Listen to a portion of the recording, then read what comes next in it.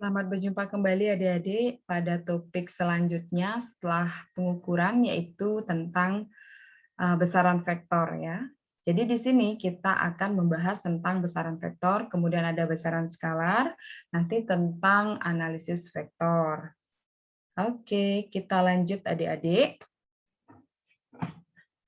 Seperti adik-adik ketahui, tadi di pengukuran kita sudah membahas tentang misalkan mengukur panjang pensil. Maka panjang pensil di sini termasuk besaran vektor atau besaran skalar adik-adik.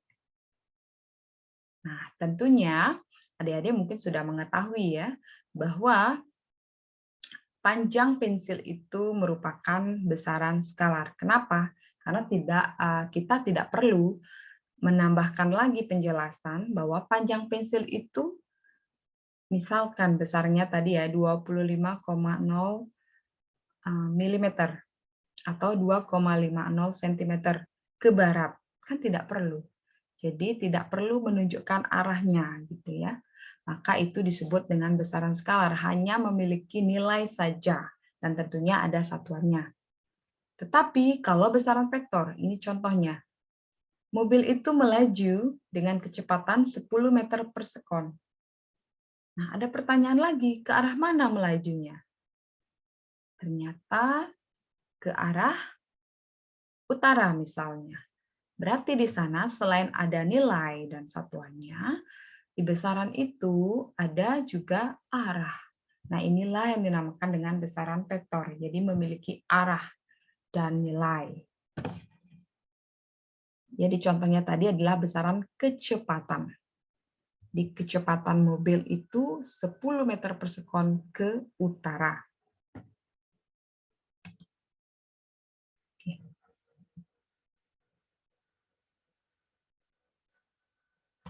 Coba diperhatikan ini contoh-contohnya ya. Jadi seperti yang saya sampaikan tadi.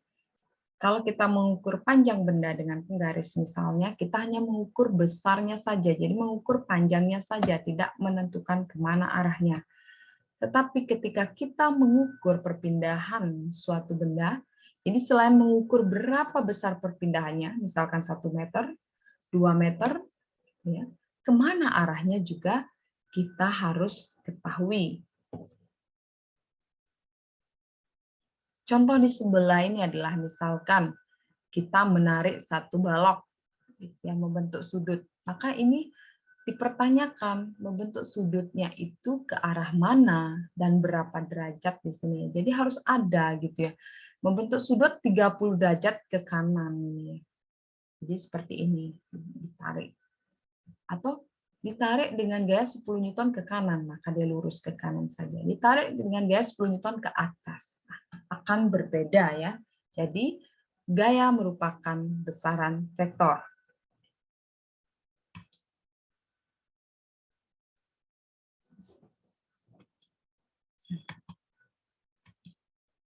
Oke. Nah, itu tadi tentang contoh besaran vektor dan besaran skalar. Sekarang kita akan masuk ke operasi aljabar pada vektor.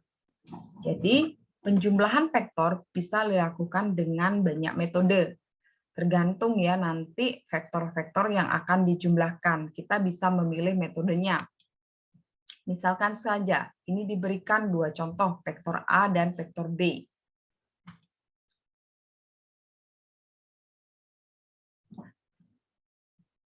Oke.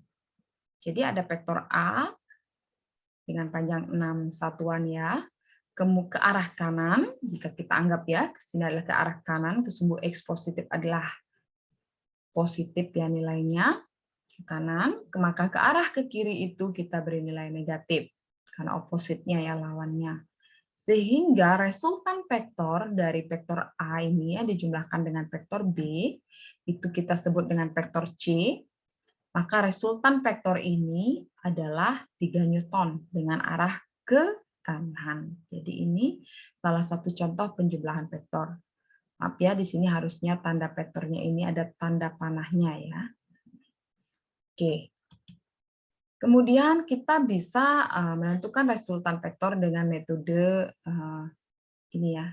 Kemudian ada di sini Jadi dengan menjumlahkan kedua vektor ini dengan metode grafis bisa di sini ya. Jadi digambarkan vektor A misalkan arahnya kemana? Ke kanan. Kemudian ada vektor B ke atas. Dengan cara menjumlahkannya adalah jadi pangkal dari vektor kedua itu diletakkan di ujung dari vektor pertama.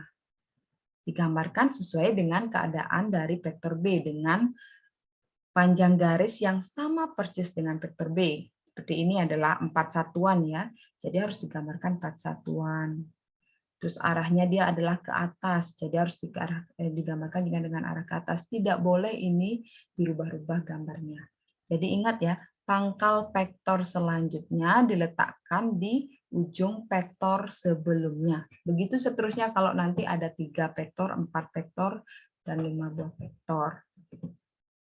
Sehingga hasil resultannya ini adalah, nah ini 1, 2, 3 ya, ada 3 ke sini, kemudian ke sini itu adalah 4, hasil resultannya adalah 5. Jika kita berikan satuan Newton, maka 5 Newton. Kemudian metode jajar genjang juga, jadi membentuk jajar genjang ya, ketika kita menyelesaikan gitu ya, mencari resultan 2 buah vektor. Jadi nanti kita akan dapatkan sudutnya ya. Ini beta adalah sudut dari vektor resultan, ini ya resultan vektor yang ditandai dengan tanda merah ini terhadap vektor A. Kalau alfa ini adalah sudut antara vektor A dan vektor B. Jadi vektor R ini itu mewakili resultan vektor A ditambah vektor B. Nah, ini. Kemudian ada juga metode poligon ya. Jadi banyak sekali jenis-jenis untuk metode grafis itu ya, ada segitiga. Biasanya kalau jajar genjang dengan metode segitiga itu untuk 2 buah vektor. Nah, kalau vektornya sudah lebih dari 2, ada 3 buah vektor, itu namanya metode poligon. Jadi persis tetap sama seperti yang tadi, tinggal kita menggambarkan vektornya itu seperti keadaan semulanya ya, sama persis. Jadi vektor selanjutnya itu pangkal vektornya dilekatkan gitu ya dengan ujung dari vektor sebelumnya begitu. Kemudian kita tarik garis dari pangkal vektor pertama ke ujung vektor yang terakhir. Itulah nilai resultan vektornya. Pun demikian ketika kita menggunakan metode jajar genjang ya, metode jajar genjang dan juga metode ini seperti di metode segitiga juga. Oke. Nah, semoga adik-adik bisa memahami ini ya, karena juga topik ini sebenarnya sudah pernah didapatkan ya ketika di bangku SMA. Hanya tinggal mendalami lagi ya, bisa berlatih menggambarkan vektor ya dengan benar. Jadi selain besarnya, arahnya juga harus tetap diingat untuk menggambarkan satu besaran vektor. Nah, kemudian pengurangan vektor itu sama saja dengan menjumlahkan dengan lawan dari vektor itu sendiri, kan begitu ya. Jadi kalau tadi vektor B-nya ini adalah 4 satuan berarah ke sumbu Y positif, maka negatif B, ya negatif dari vektor B adalah 4 satuan berarah ke sumbu Y negatif, gitu ya. Nah, kemudian juga ada yang disebut dengan perkalian vektor. Nah, di fisika itu kita mengenal 2 jenis perkalian vektor ya. Ada yang namanya perkalian titik atau dot product, kemudian ada yang namanya perkalian silang atau cross product. Nah, nanti adik-adik bisa lebih cermati lagi ini di modulnya atau di sumber-sumber lain yang relevan tentang membahas tentang perkalian 2 buah vektor. Nah, Ibu akan memberikan contoh ya.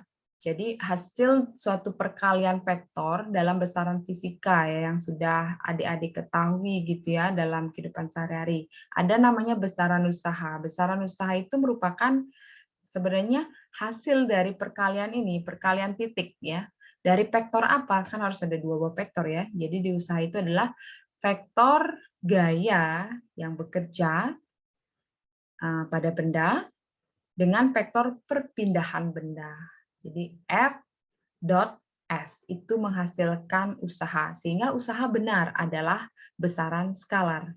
Karena hasil dari perkalian titik itu adalah nanti berupa skalar. Kemudian perkalian silang, contoh di fisika itu ada yang namanya torsi ya, besaran torsi, di mana torsi itu merupakan hasil perkalian silang antara vektor posisi ya, jadi posisinya, jadi lengan torsinya gitu ya, yang disimbolkan dengan R, di-cross-kan dengan gaya yang bekerja pada benda itu, gaya yang menyebabkan munculnya torsi gitu ya. Jadi R cross F. Ya, jadi R itu sering disebut dengan lengan torsinya. Nah, itu adalah salah satu contoh merupakan besaran dari hasil perkalian silang, sehingga torsi adalah besaran vektor. Jadi demikian adik-adik terkait topik tentang vektor ya. Di sini nanti akan lebih banyak didapatkan di mata kuliah yang lain ya terkait tentang analisis vektor ini sehingga adik-adik lebih memahami lagi. Terima kasih adik-adik. Jadi mohon dicermati lagi ya di modul dan kerjakan latihan soal di sana dengan sebaik-baiknya.